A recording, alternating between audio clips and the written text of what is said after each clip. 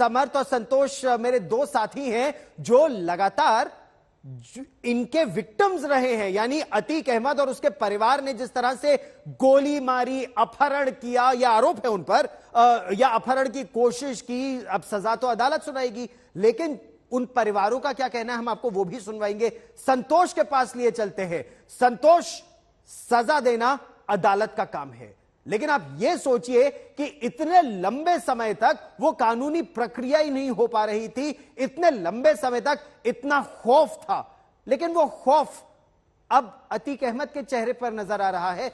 बदला क्या संतोष?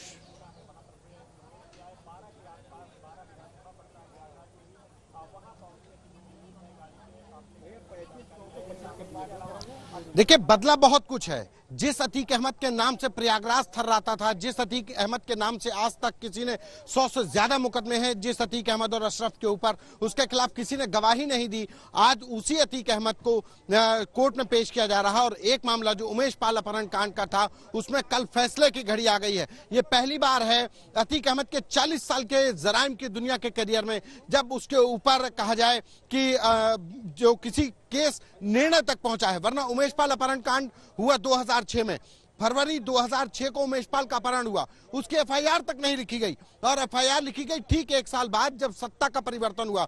उमेश पाल राजूपाल हत्याकांड का मुख्य आरोपी, उसकी किडनैपिंग करवाई जाती है।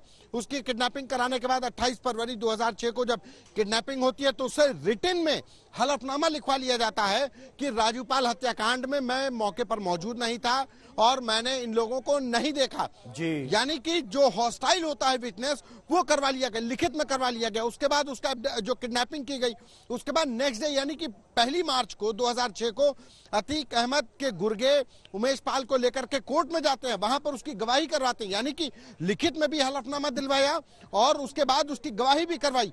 और उस 2006 का मामला था, और उसका आप समझिए कि जराइम की दुनिया में उसका इतना खौफ था और पॉलिटिकल कितना बड़ा पावरफुल था कि 2006 में वो किडनैप करके जाता, उस जिस व्यक्ति की किडनैपिंग होती है उसकी एफआईआर नहीं लिखी जाती है।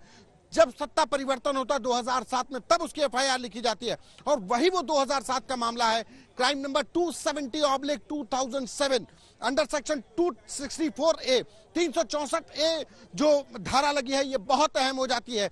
इसी धारा की वजह से अतीक अहमद नहीं चाहता था कि उमेश पाल इस केस में परसू करे, इस केस में गवाही दे, क्योंकि इस जो 364A में जो सजा है वो फांसी तक की सजा है और उम्र कैद की भी सजा है। यानी कि अतीक अहमद जो पॉलिटिकली अपने आप को पावरफुल बनाना चाहता है, चुनाव लड़ना चाहता है, कल अगर सजा होती है, देखिए अभी मैं निर्णय पर नहीं कह रहा हूं, लेकिन कल फैसला होना है।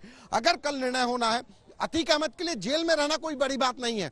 सालों से वो जेल में, और उत्तर प्रदेश में तमाम माफिया, मुख्तार अंसारी 10 साल से जेल में है, जेल से अपना अपराध का साम्राज्य चला रहे हैं। ये कटु सत्य है, लेकिन उनको सजा का डर है। सजा इस बात की कि अगर सजा हो जाएगी तो राजनीति खत्म हो जाएगी, और कल बहुत महत्वपूर्ण हो जाएगा।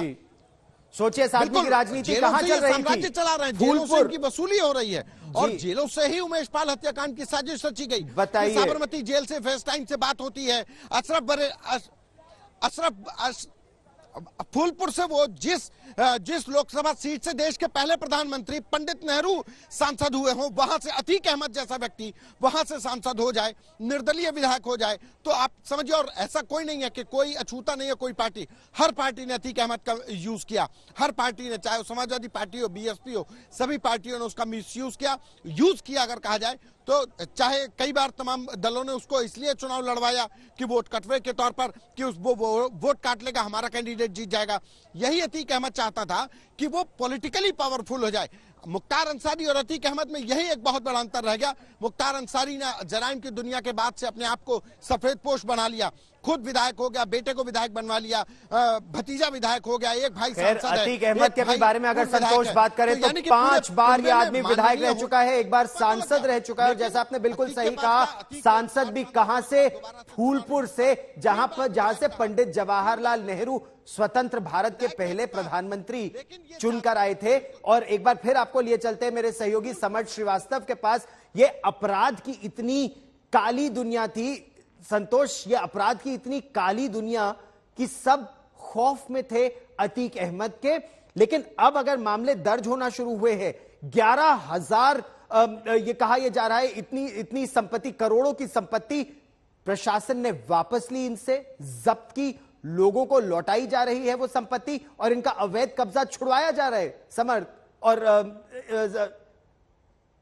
संतोष पहले आप बताइए, समर्थ के पास मैं फिर जाऊंगा। संतोष, जमीन इनकी ली जा रही है, यानी अब इनके पांव तले जमीन खिसक रही है। संतोष, बिल्कुल, ये इनकी संपत्तियों को कुर्क किया गया।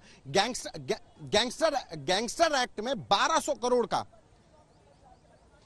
जो अभी तक पुलिस ने इसके ऊपर कार्रवाई की, उसमें 1200 करोड़ की कमाई होती थी अतीक अहमद को सालाना। एक जो यूपी पुलिस ने एक आंकड़ा दिया है कि 1200 करोड़ के लगभग की कमाई पर उत्तर प्रदेश पुलिस ने कार्रवाई की है। अतीक अहमद के आर्थिक साम्राज्य को मिट्टी में मिलाया गया, लेकिन अभी भी ये साम्राज्य 40 सालों का है और ये 6 साल में नहीं मिटेगा। इसके लिए लगातार जरूरत थी।